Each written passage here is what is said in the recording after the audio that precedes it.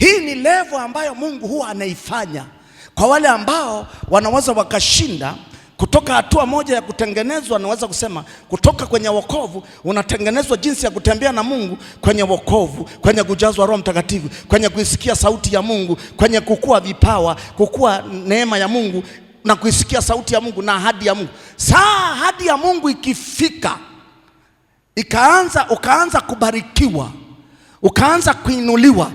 Ikifika hapo, sauti ya Mungu mara nyingi nabaki kidogo. Kinachobaki unakuta wale watu wanakuwa na ufunuo ama ufahamu. Akikaa tu namna hii, anaona biashara fulani nikifanya hivi itawini. Unaona kama yeye anazungumza mwenyewe, kama anagundua mwenyewe. Ndio maana ya ufunuo.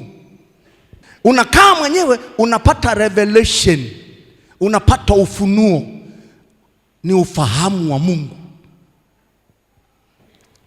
Ule ufahamu ama ule Kiswahili kingine nasema ufunuo. Mtu anasema nimepata ufunuo wa kufanya jambo fulani. Kiswahili cha mtaani anasema nimeona fursa.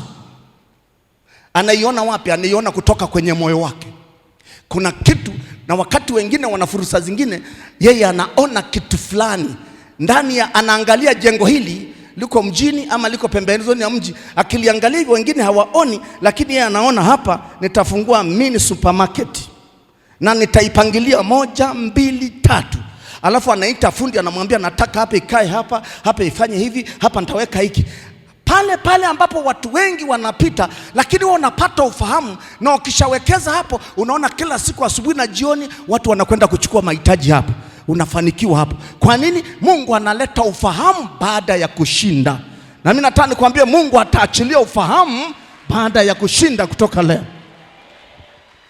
Sasa nisikilize. Hata kumwabudu Mungu, unapofika mahali Mungu anatumiaga ufahamu.